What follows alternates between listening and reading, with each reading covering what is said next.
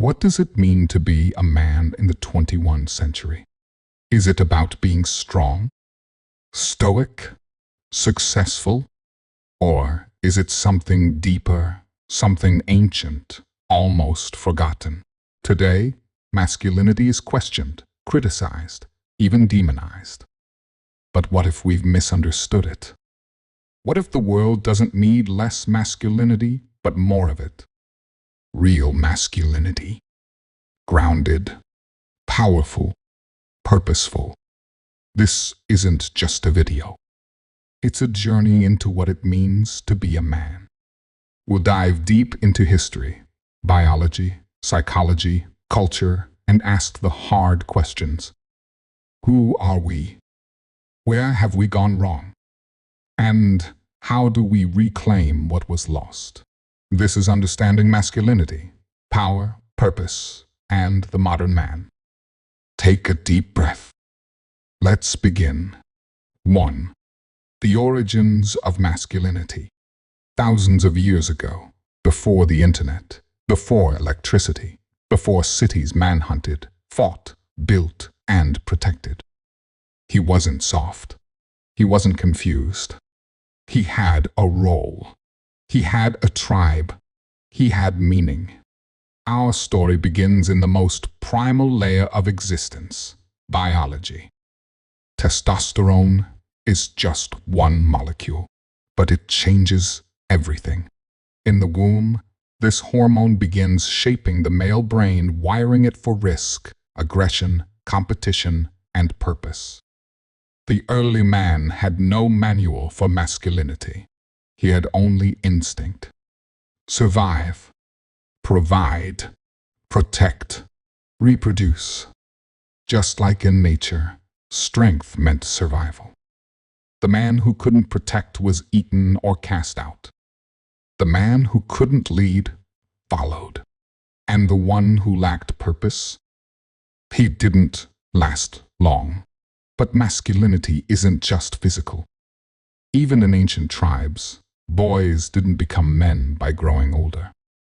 They became men through ritual, initiation, challenge, suffering. In many cultures, a boy would be taken from his mother and thrust into pain. Scarred, tested, pushed to the brink. Why? Because masculinity isn't given. It's earned. Through blood, sweat, fire. Carl Jung called them archetypes. Ancient masculine blueprints passed through our collective unconscious. 4 main ones shape the masculine psyche. The warrior, courage, action, discipline. He runs toward danger. The king, order, vision, responsibility. He governs with justice. The magician, wisdom, transformation. He sees the hidden. The lover, emotion, connection, passion. He brings depth. These aren't just stories. They are parts of you. When integrated, they form a whole man. But in today's world, many men are stuck, fragmented, one-dimensional. Some are warriors with no cause. Others are lovers without boundaries. Kings without empires.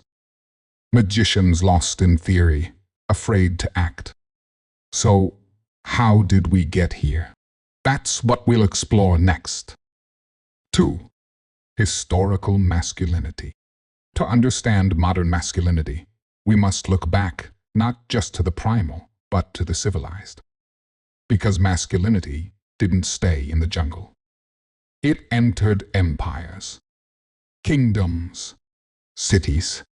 It became law, philosophy, legacy. Let's start in ancient Greece.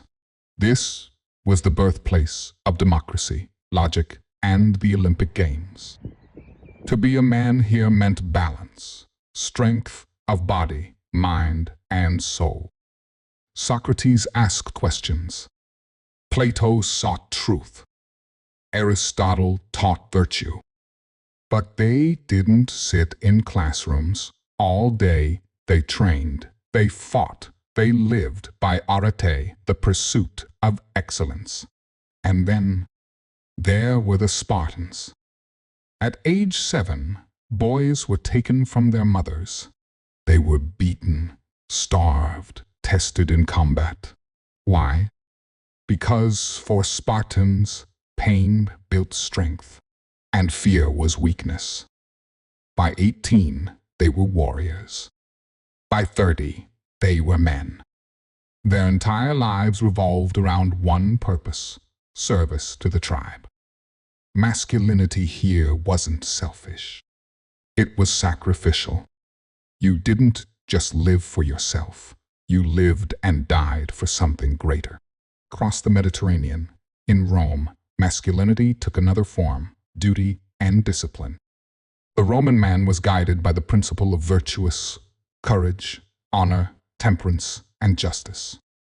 Seneca wrote, "It is not that we have a short time to live, but that we waste a lot of it." And Marcus Aurelius, the emperor philosopher, wrote daily in his journal, "Waste no more time arguing what a good man should be. Be one." Roman men were expected to lead households, serve in war, and contribute to society. They weren't perfect, but they were intentional. Then came the Middle Ages. Knighthood, loyalty, honor, faith. The masculine ideal here was the Christian warrior. A man was not only brave, he was obedient. To God, to king, to code. Masculinity wasn't just about strength, but submission to principle. Even the strongest knight bowed before something higher. Chivalry, duty, humility, brotherhood. It wasn't weakness to kneel. It was power under control. Centuries passed. Masculinity evolved. The Renaissance brought intellect. Men like Da Vinci, who were artists and engineers, dreamers and doers. The Enlightenment brought revolution men like Voltaire and Jefferson, who used their minds to fight tyranny. The Industrial Revolution changed everything. Masculinity shifted from land to factory, from warrior to worker, from battlefield to boardroom. Now, men were providers. Clocks and wages replaced swords and shields. Fatherhood became less about mentorship and more about money. Discipline became cold. Emotion became shameful. Yet, in every era, the ideal man held a thread in common: responsibility, resilience, restraint, vision, protection, power. Around the world, cultures held similar codes. The samurai followed Bushido honor until death. The Zulu warriors defended tribe and land with fierce loyalty. The Vikings believed that to die in battle was the highest glory. Even in differences, the message was clear: a man is not born. He is forged. He is defined not by his comfort, but by what he's willing to endure. So how did we go from this to today? From honor to confusion, from discipline to passivity, from legacy to likes. The next chapter explains how masculinity became the villain in its own story. 3. Masculinity under fire. Somewhere in the last few decades, masculinity became controversial. What was once revered became ridiculed. Strength became oppression. Stoicism became emotional suppression. Discipline became control. Leadership became dominance. And so, the question echoes louder than ever: is masculinity toxic? Or is it just wounded? Let's be honest. Not all masculinity has been healthy. History is littered with tyrants, abusers, warlords, and dictators.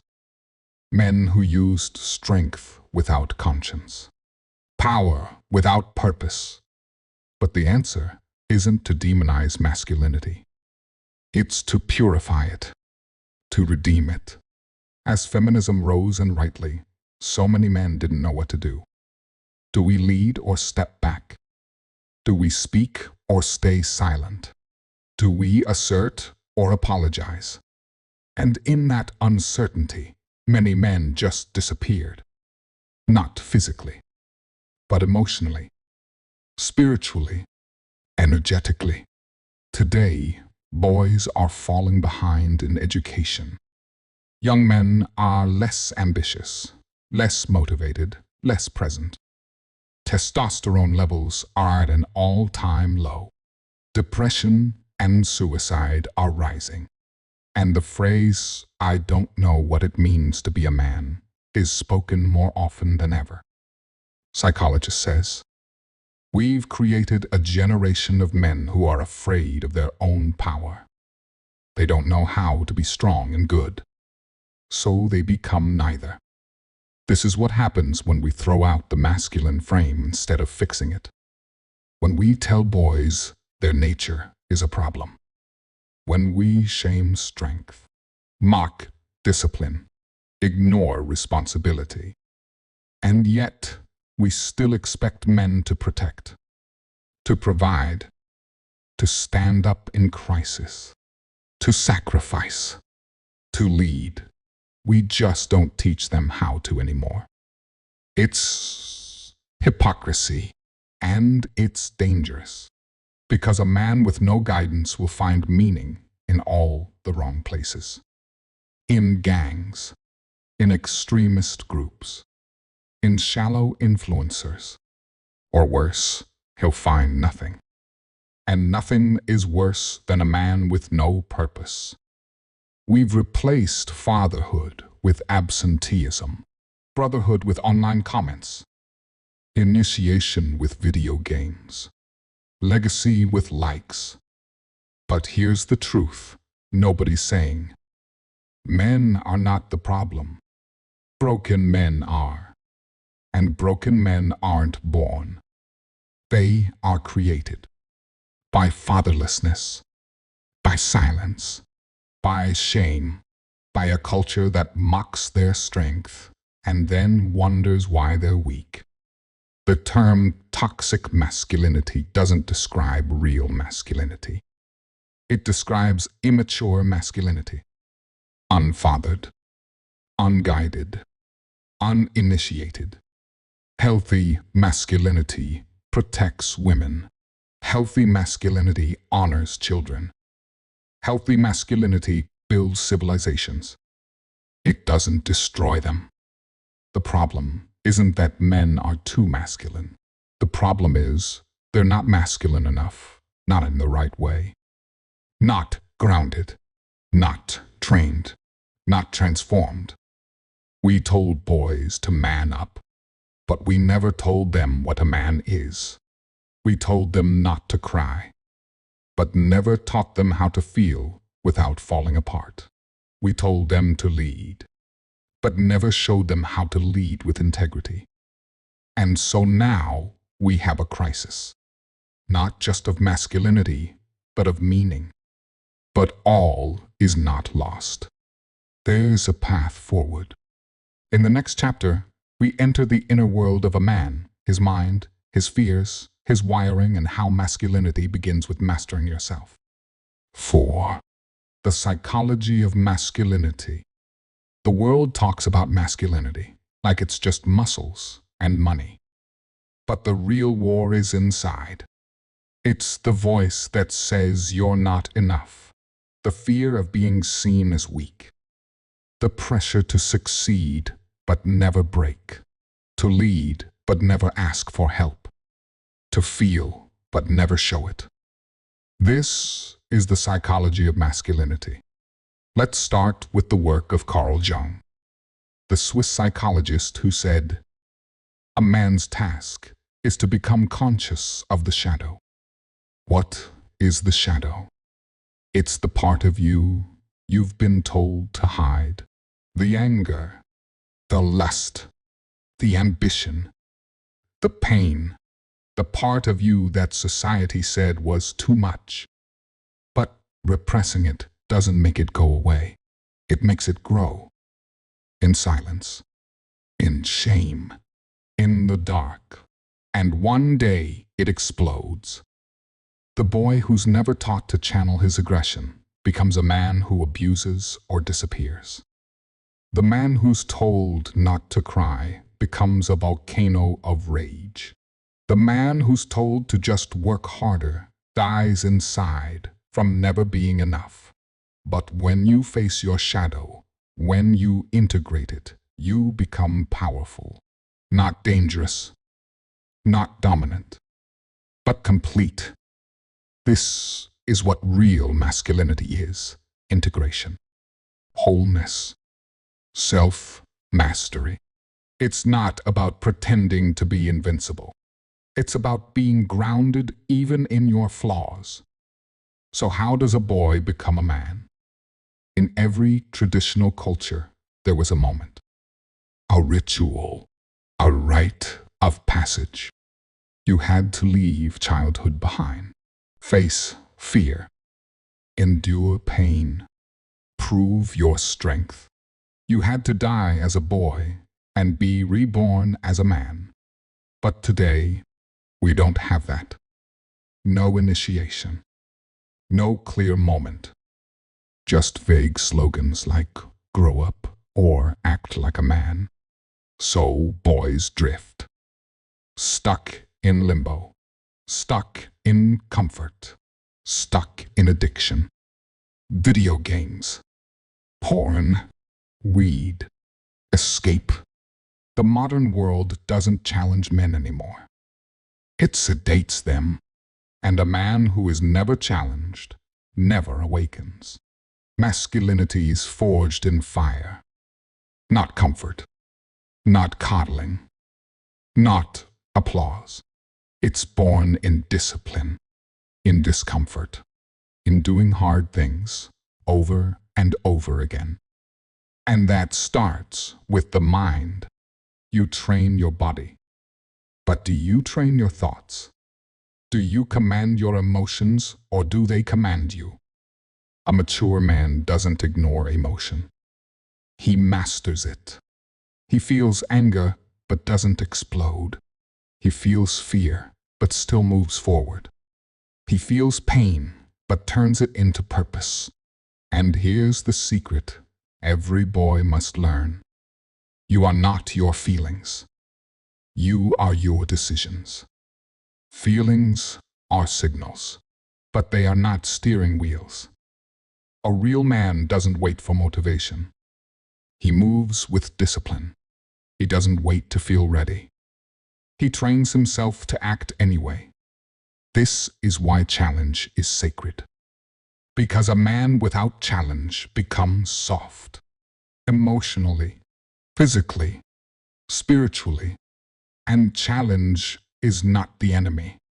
Comfort is. Here's a question for you, and I want you to pause the video if you need to and reflect. Who were the men you looked up to growing up?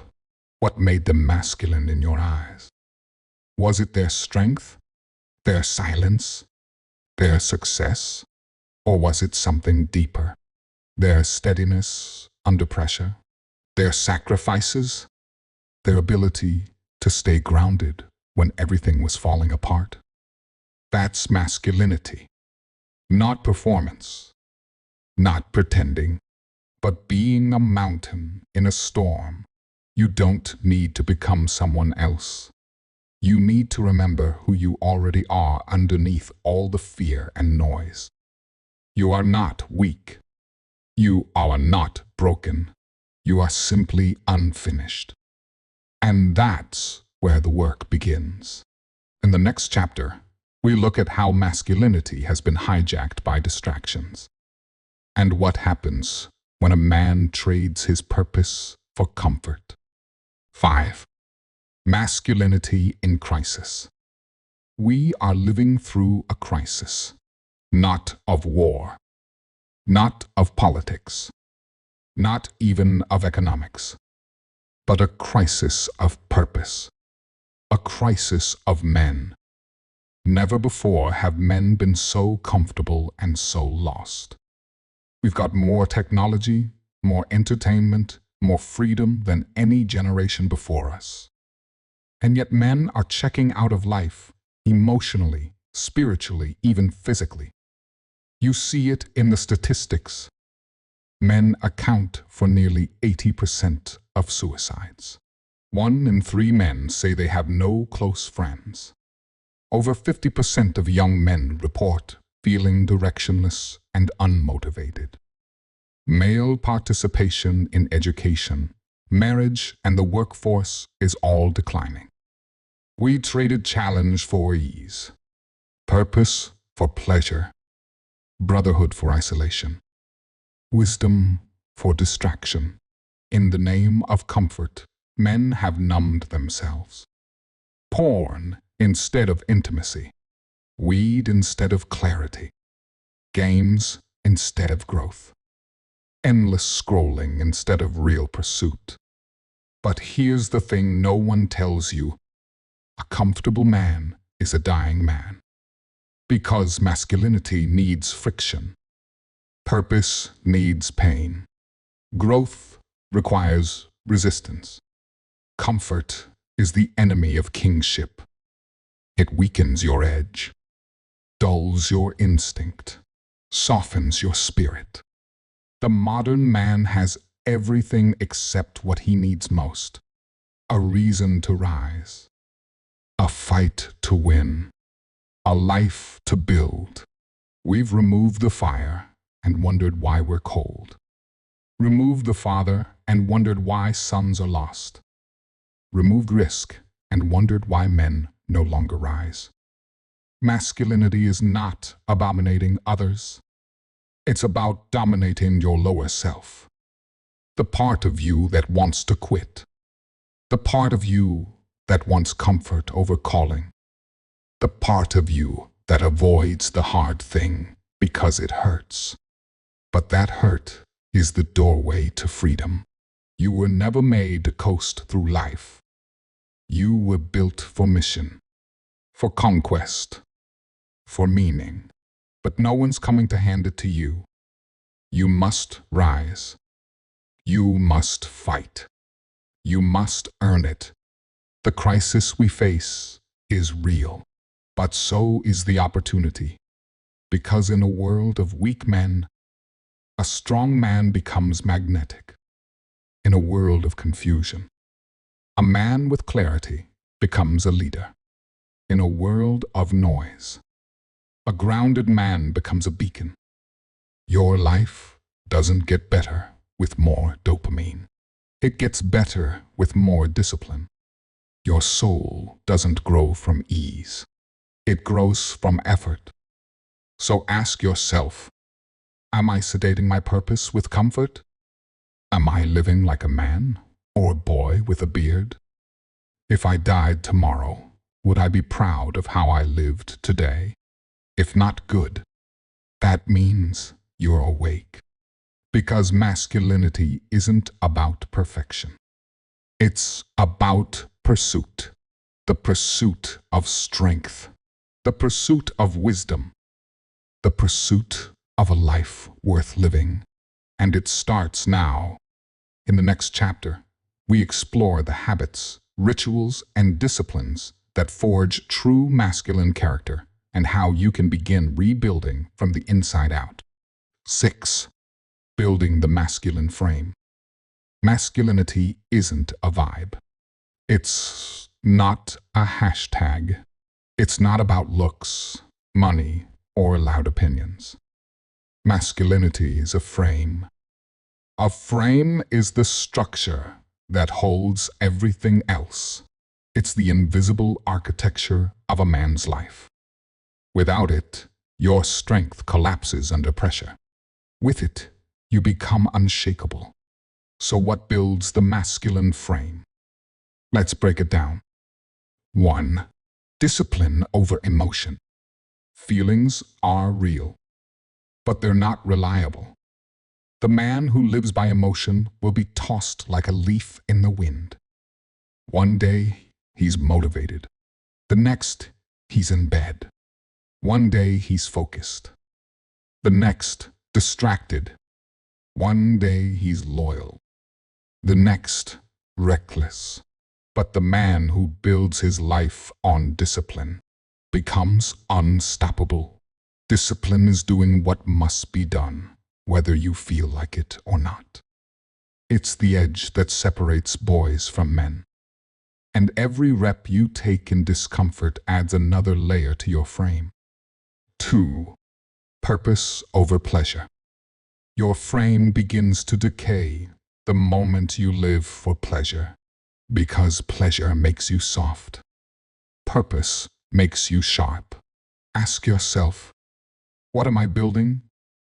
What am I moving toward? What am I willing to suffer for? If you don't have an answer, start there. You don't need a 10-year plan, but you need a mission. Without it, you'll chase dopamine until your life disappears. 3. Body as foundation. The body is not the most important part of masculinity, but it is the first test. If you can't control your body, your appetite, your energy, you won't control much else. Train, lift, run, sweat. Not for vanity, but for mastery. Because when your body is under control, your mind follows. And when a man walks into a room grounded in his body, doesn't have to say a word. The world feels it. 4. Emotional sovereignty. The masculine frame is not cold. It's not numb. It's steady. When chaos hits, the frame holds. When the storm comes, the man doesn't panic, he anchors. This means you don't argue like a child. You don't blame others when life gets hard. You don't explode. You don't retreat. You respond with intention. Emotional sovereignty is when your reactions are ruled by wisdom, not wounds. 5. Leadership in all things. Whether you're leading a business, a family, a woman, or just yourself, you lead. That means you initiate. You take responsibility. You set standards. You make decisions. You hold yourself accountable first. Because when a man leads, he brings order to chaos. He brings clarity to confusion. He brings peace to panic. Not because he knows everything, but because he doesn't run from responsibility. 6. Brotherhood and standards. A masculine frame is forged in solitude, but strengthened in brotherhood. You need men who sharpen you, who challenge you, who call out your weakness, not to shame you, but to shape you. Don't surround yourself with boys who joke about quitting. Find men who remind you of your standard. 7. Legacy mindset. The final piece of the masculine frame. Legacy. Not just what am I doing today, but what am I leaving behind? Will your name echo after you're gone? Will your children carry strength or scars? A man who lives with legacy in mind doesn't waste time. He moves with purpose. He builds what outlasts him. This is the masculine frame. Discipline, purpose, strength, self-control, leadership, brotherhood, legacy. You don't find it. You build it. One decision, one rep, one standard at a time. In the final chapter, we bring it all together. The call to action, the rise of the grounded man, the return, not of dominance, but of direction. 7. The return of the grounded man. We've gone through the fire. We've seen the cost of fatherlessness, the confusion of culture, the war on meaning, the decay of discipline. But now, it's time to rise. Not as reactionaries, not as bitter men, not as boys craving attention, but as grounded men. What is a grounded man? A grounded man isn't loud. He doesn't have to be. His presence speaks before his mouth ever opens.